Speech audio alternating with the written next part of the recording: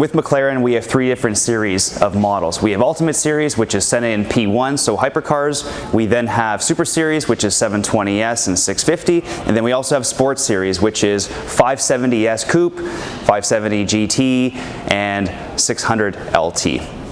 We do have Spider models available for both 570 and 600. What we're looking at right now is the 600 LT Coupe. LT, for those of you that don't know what it represents long tail, which basically was McLaren's track version of the street car. So with the long tail, the vehicles are obviously a little bit longer, with the focus on going around the racetrack as fast as possible.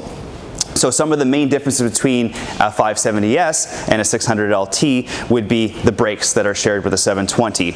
Looking around the car, you'll see there's a lot of aerodynamic pieces that are much more aggressive. We have a very protruding front spoiler on it to help with the downforce in the front of the car.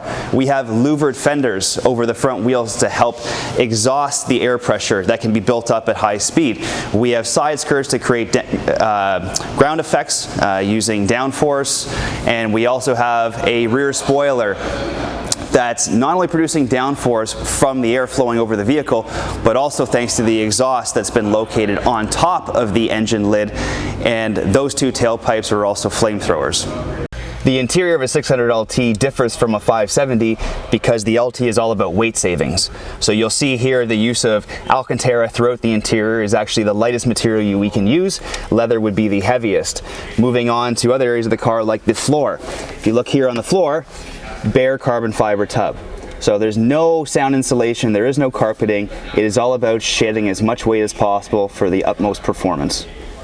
And if you want to do something outside of the box and completely custom, we do offer a division called McLaren Special Operations that can do anything bespoke that you'd like to the car.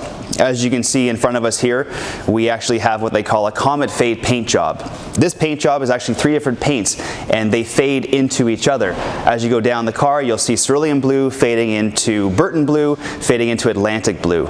The paint job was around 120 hours to complete and just shows the level of customization that is capable from the McLaren team.